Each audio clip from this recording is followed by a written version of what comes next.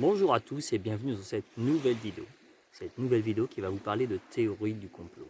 Alors, je ne vais pas essayer de déterminer si telle ou telle théorie du complot est juste, s'il y a oui ou non tel ou tel complot dans le monde. En fait, pour moi, ça n'a pas vraiment beaucoup d'importance. Et je vous expliquerai pourquoi.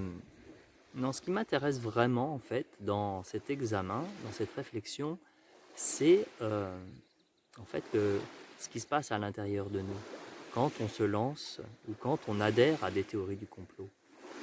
Parce que les complots, ça existe. Okay. Forcément, ça existe, ça a toujours existé en fait. L'idée du complot, si le mot existe, c'est que ça correspond à une réalité. À partir du moment où on cherche à obtenir des résultats en secret, à manipuler des gens, on est dans un complot pour obtenir des résultats qui nous sont bénéfiques, ou qui sont bénéfiques à un groupe. Là, on est dans le complot. Donc le complot existe, il a toujours existé, et je crains bien qu'avec la nature humaine, ça dure encore un bon petit moment. Donc moi, vraiment, ce qui m'intéresse, c'est qu'est-ce qui motive à croire en des théories du complot, alors qu'au bout du compte, eh bien parce que c'est des complots, ou parce que potentiellement c'est des complots, on a la preuve de rien. Alors c'est là qu'est toute la question aussi. Quel est l'intérêt? Qu'est-ce que ça apporte de croire que les complots, pour moi, si je crois qu'il y a un complot, ça parle d'abord de moi. Alors, je suis assez bien placé pour en parler parce que, allez, j'avais une vingtaine d'années, j'étais étudiant, j'ai cru au complot. J'ai cru qu'il y avait des complots et je me documentais. Alors, c'était une période, alors excusez-moi, mais d'avant Internet. C'est-à-dire qu'en fait, toutes les informations que je pouvais avoir, ou pseudo-informations que je pouvais avoir, c'était tiré de livres, de documents qui circulaient, voilà, qui circulaient de main à main entre personnes qui avaient des sujets d'intérêt à peu près identiques. Et en fait, on entretenait entre nous ces informations, ces analyses, ces lectures du monde. Et on en était convaincus entre nous. Bon, ça a changé de mon côté. Je sais que bon, il y a des personnes pour qui ça continue dans ce groupe-là. Et ça tournait essentiellement autour de sociétés secrètes qui dirigeraient le monde de manière secrète pour des objectifs un peu obscurs en fait. Et aussi des extraterrestres. Les extraterrestres sont sur Terre. C'était l'époque où beaucoup de séries sont apparues, notamment La vérité est ailleurs, X-Files. Et c'était très, très en vogue ce questionnement autour de l'existence des extraterrestres, la présence des extraterrestres sur Terre, ce qu'ils y faisaient, quels étaient leurs objectifs à être sur Terre, et bien sûr dans quelle mesure ils nous manipulaient pour arriver à leur fin. Donc j'ai porté du crédit à toutes ces théories pendant un moment, et puis jusqu'à ce que ça s'arrête.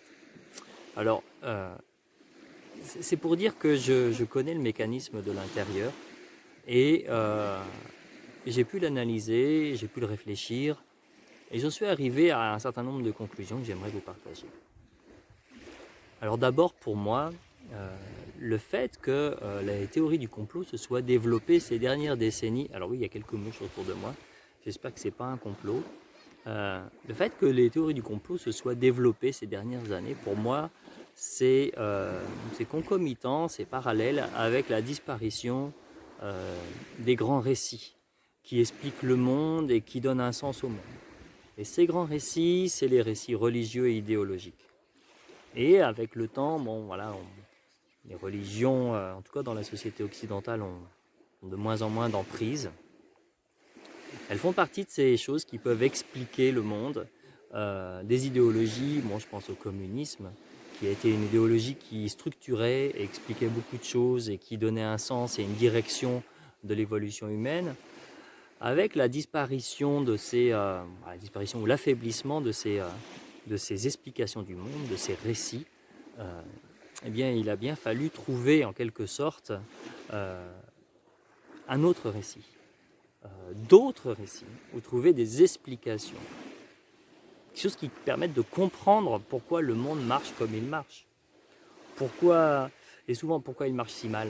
Parce qu'en fait, il y a cette idée-là, en fait, qu'on ne peut pas être dans une théorie du complot sans imaginer que les choses vont mal et que si on ne fait rien, ça ne va pas aller de mal en pis, aller de plus en plus mal.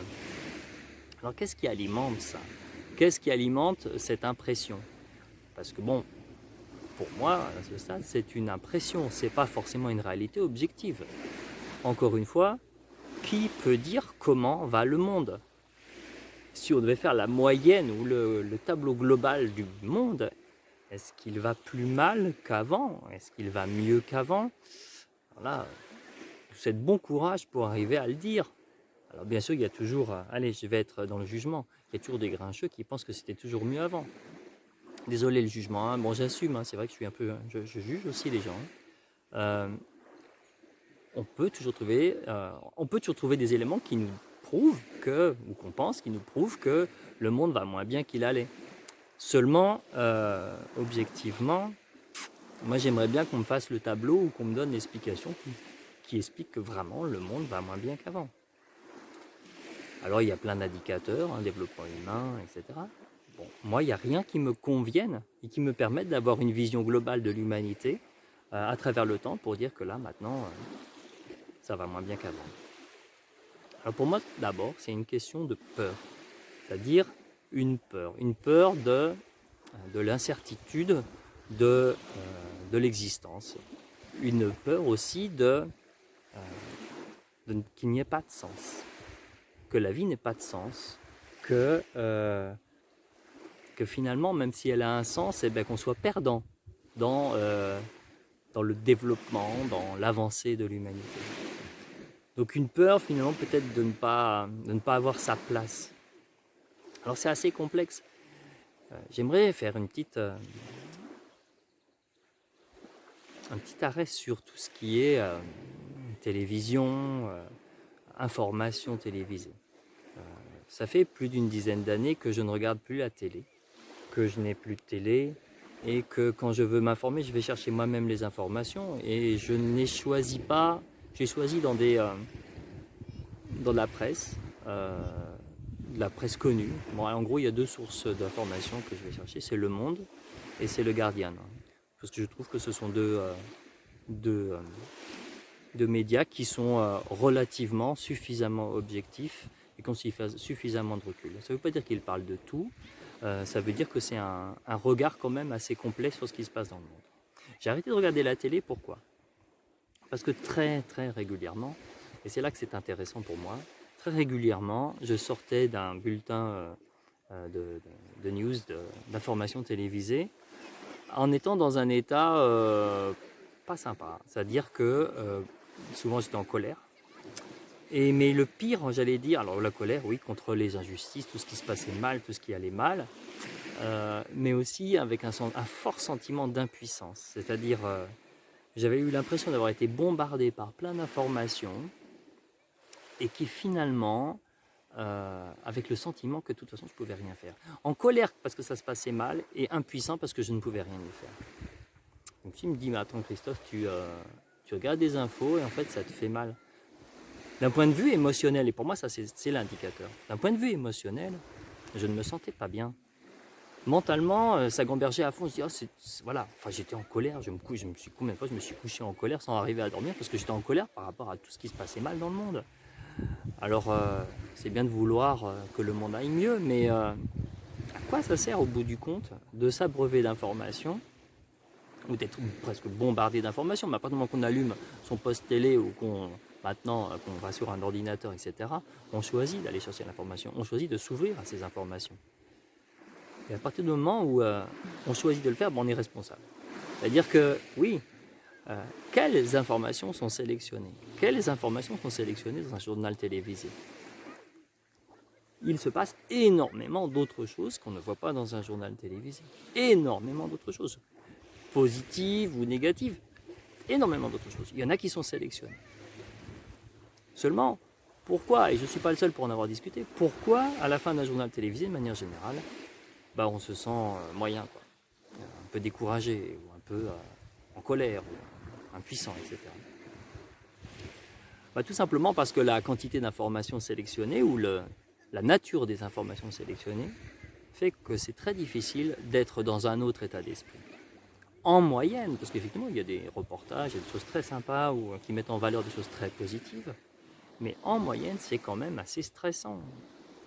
Moi j'ai grandi à l'époque de la guerre des étoiles, alors non pas le film, mais l'époque où entre l'URSS et les États-Unis, il y avait un enjeu de couvrir la planète pour être sûr qu'en cas de guerre, avec des satellites et avec des fusées, se couvrir un peu toute la surface de la planète pour être sûr de voir le dessus si jamais il devait y avoir une troisième guerre mondiale.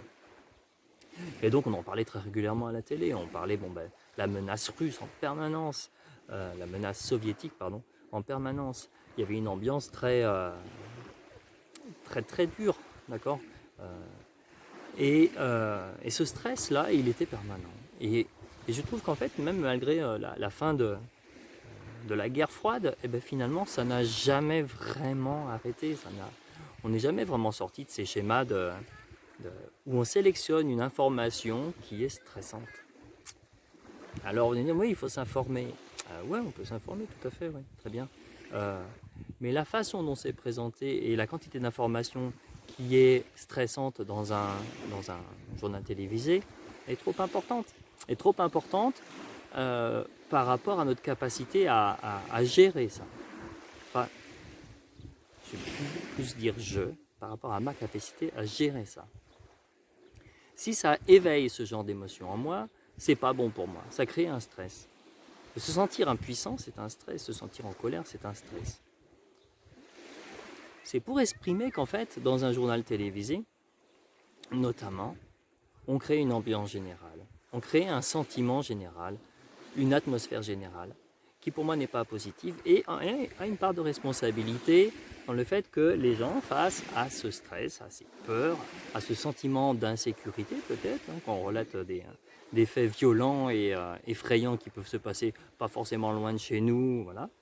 On essaie de trouver une autre solution, on essaie de trouver une réponse, une explication à quelque chose qui nous semble un petit peu absurde, dangereux, violent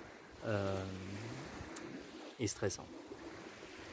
Donc, pour moi, il y a une culture du spectacle triste du monde où on met en avant le côté le moins joyeux et le plus stressant de ce qui se passe dans le monde, de ce qui va mal en fait.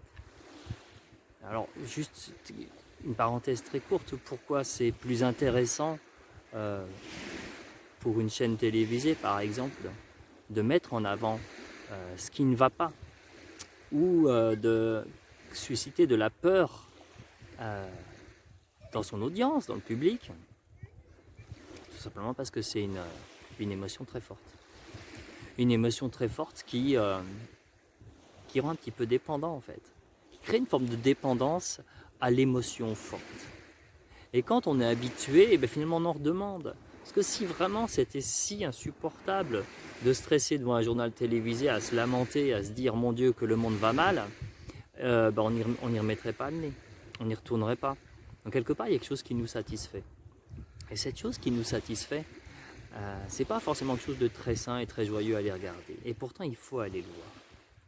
Et pour moi c'est le propos en fait de toute cette vidéo, c'est qu'en fait il est très facile de projeter sur le monde ce qui nous incommode, ce qui nous stresse, ce qui nous dérange au fond de nous en fait. Mais pas forcément quelque chose qui concerne le monde, mais peut-être quelque chose qui nous concerne nous, qui parle d'abord et avant tout de nous. Encore une fois, je ne nie pas que les complots existent et ont existé. Alors, il y en a des centaines, il en existe encore.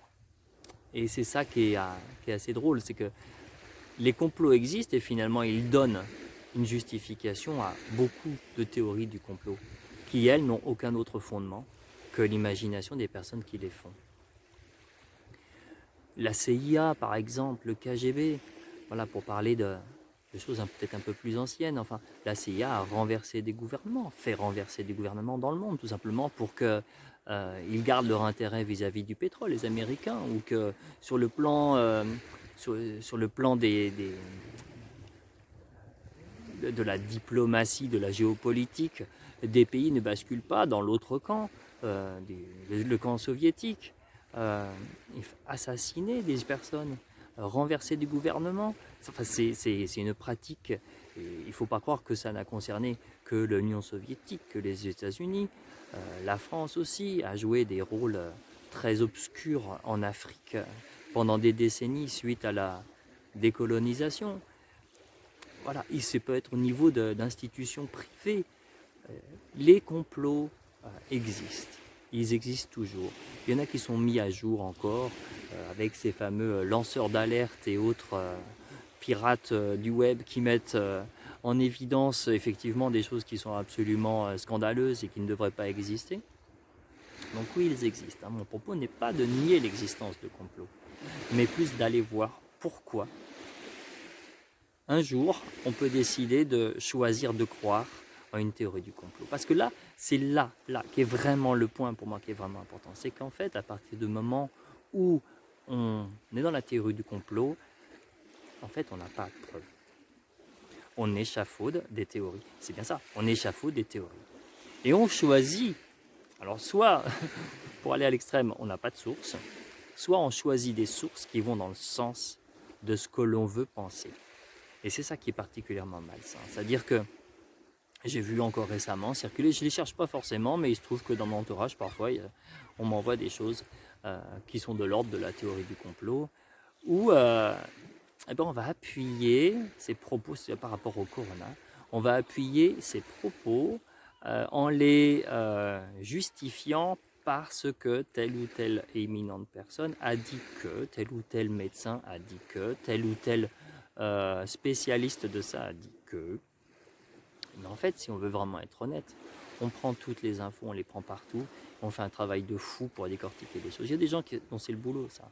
C'est-à-dire que voilà, c'est des journalistes d'investigation, c'est des scientifiques spécialistes ou des chercheurs spécialistes dans ces domaines-là, mais c'est un travail qui est extrêmement complexe, extrêmement fouillé, ça va très loin. Mais à partir du moment qu'on choisit les sources en fonction du scénario qui nous arrange, on n'est plus dans l'honnêteté du tout, on n'est plus dans la sincérité. On veut simplement que l'image du monde, que la réalité du monde colle au schéma qu'on a. Et c'est bien pour ça aussi que c'est super compliqué à débattre avec des personnes qui sont dans la théorie du complot. Parce qu'en fait, on n'est pas sur un débat objectif basé sur des faits. On n'est que sur des interprétations, sur des lectures du monde qui sont basées sur de la croyance. On ne peut pas débattre de la croyance. On ne peut pas avoir raison sur la croyance. Si l'on croit en quelque chose, sans en avoir la preuve, on peut convaincre personne. Et personne ne peut nous convaincre non plus, a priori. C'est là qu'est le problème, c'est qu'en fait, on ne peut jamais avoir raison avec quelqu'un qui est vraiment dans la théorie du complot. Et aucun théoricien du complot ne pourra vraiment convaincre quelqu'un qui fait une recherche, on va dire, objective, si cela existe, sur la situation. Donc c'est une impasse. Et c'est pour ça finalement que les théories du complot marchent si bien. C'est que finalement, il n'y a pas de reality check, comme on dit. Elles n'ont pas besoin d'être vérifiées par la réalité. Elles n'ont pas besoin d'être vérifiées par les faits. Elles se suffisent en elles-mêmes. Alors quand de temps en temps, il y a un petit événement qui ressort et qui semble aller dans le sens d'une théorie du complot, c'est génial, hein, ça fait beaucoup de bien aux gens qui sont dans la théorie du complot. Mais l'événement peut être lu autrement. Il peut être vu autrement. Il peut s'intégrer dans un autre schéma de compréhension du monde. Donc c'est quelque chose de très fragile. C'est quelque chose finalement qui ne tient pas. Alors encore une fois, il y a des gens qui font des recherches et qui découvrent qu'il y a des complots et qui font une recherche, on va dire, méthodique, scientifique, un vrai travail d'investigation avec des preuves. Dans ce cas-là, moi je veux bien croire au complot. Quand il est mis à jour, le complot, ok, très bien, on explique par A plus B, machin, voilà ce qui s'est passé, et puis il y a un procès, machin, bidule. Voilà, financement occulte des partis, c'est un complot, c'est d'actualité en ce moment.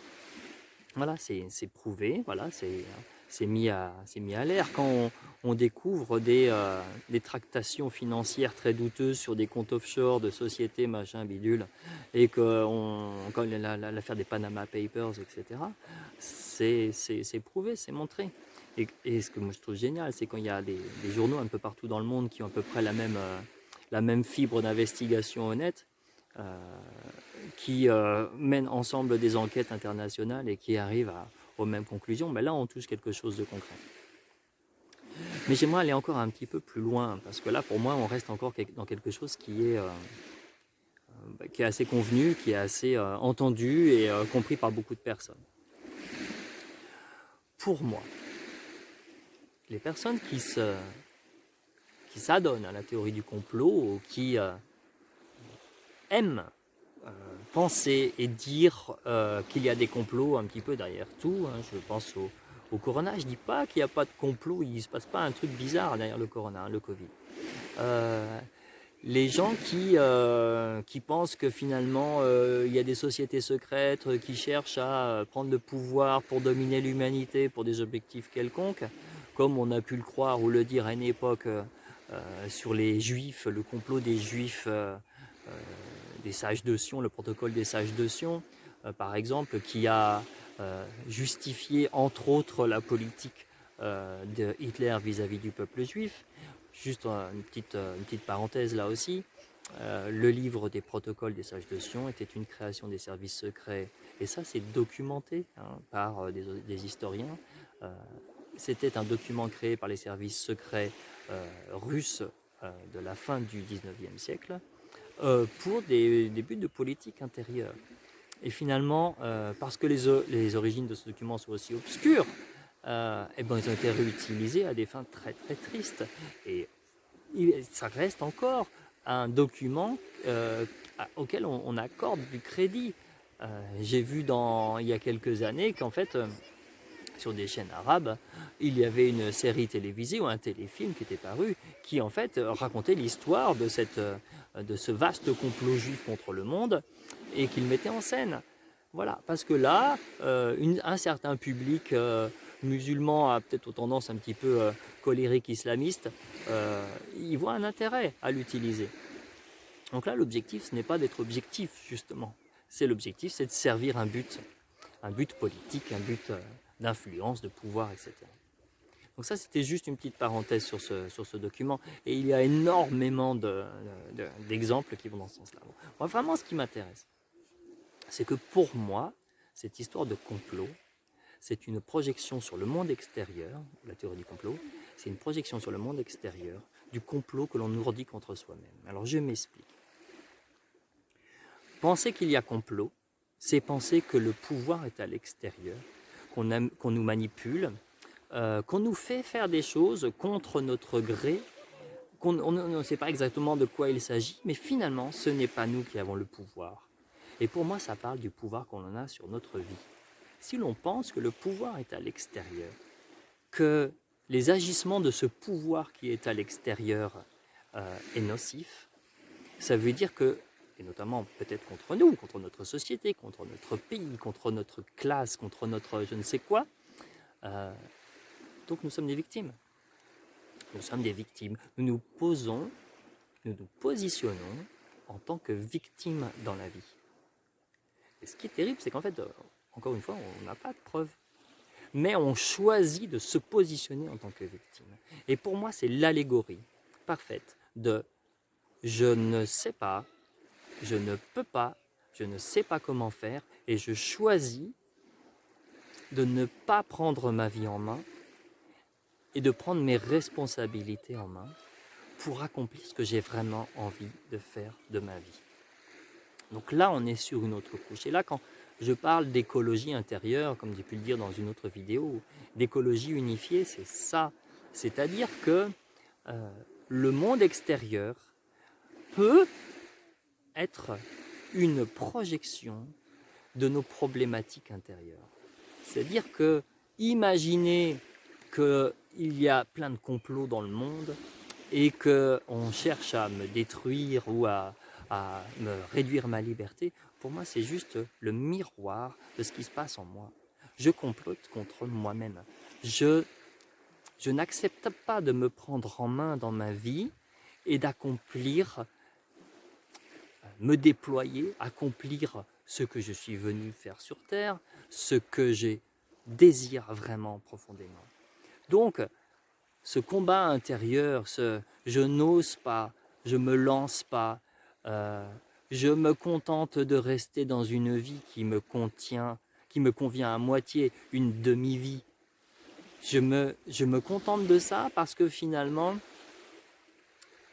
j'imagine que finalement c'est le système qui m'empêche de m'accomplir, parce que finalement j'ai tellement peur de sortir de moi-même ce que j'ai vraiment dans les tripes et ce que je suis vraiment, et d'oser être libre dans ma façon d'être et ma façon de faire, oser aller contre euh, tout ce qui est institué, parce que finalement les institutions, tout ce qui est institution a tendance à maintenir un certain ordre, une certaine inertie, une certaine conservation du système qui va faire qu'effectivement, si on ne prend pas en main notre vie, à accomplir ce qu'on a vraiment envie de faire dans notre vie, ce qui, au fond de nous-mêmes, dans notre cœur, nous fait vibrer, eh ben, si on n'ose pas dépasser tout ça, on peut avoir l'impression qu'on est victime de la vie. Et c'est bien ça le problème. Nous ne sommes pas des victimes de la vie. Nous sommes responsables de notre vie. Et imaginer et projeter sur le monde que les problèmes viennent de l'extérieur, c'est se mettre le doigt dans l'œil jusqu'au coude pour moi. Pour moi. Donc, avant d'aller imaginer qu'il y a des complots autour de nous, pour moi, la démarche à faire, c'est aller voir ce que ça vient toucher en soi. Qu'est-ce que ça vient toucher en moi? Est-ce que là, on vient toucher aux émotions. On n'est plus du tout dans le rationnel, on n'est plus du tout dans la réflexion, dans l'argumentation, dans l'intellectualisation. Non, on va descendre de la tête vers le cœur, vers le ventre. Là où on ressent les choses. Pourquoi je suis en colère? Pourquoi je suis en colère contre un éventuel complot? Qu'est-ce que ça vient toucher? C'est quoi là l'émotion? Elle me rappelle quoi? Et tout vient toucher à quoi là? On fait des connexions comme ça, on vient toucher. Ah tiens, ouais, alors ça, cette colère-là, ok.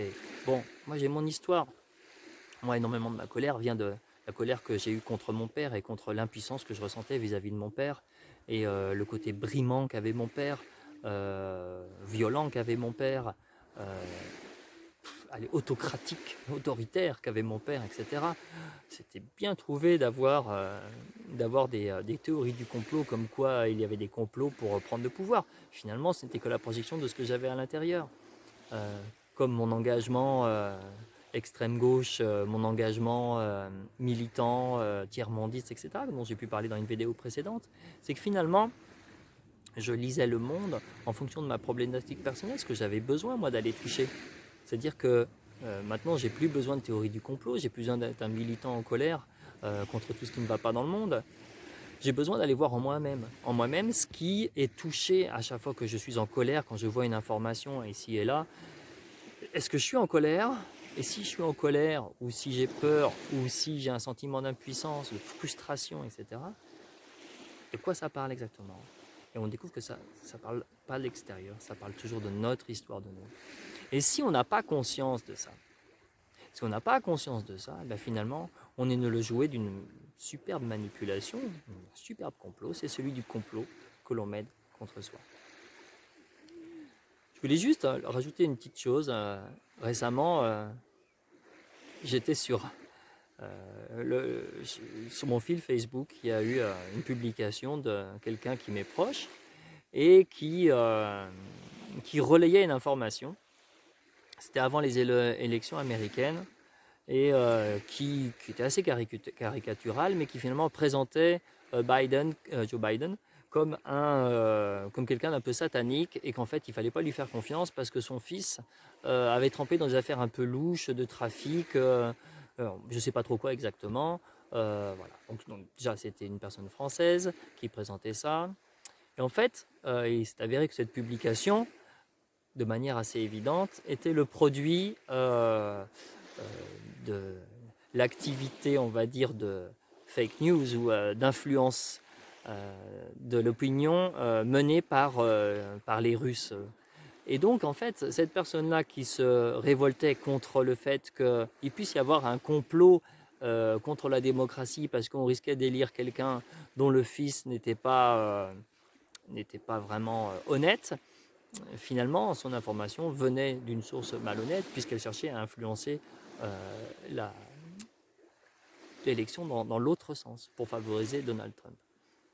Alors c'est là qu'est l'ironie, c'est que finalement, ça devient tellement un écheveau de théorie que finalement, même les gens qui sont dans le complot peuvent mélanger leurs pinceaux et finalement être victimes elles-mêmes de complots, entre guillemets.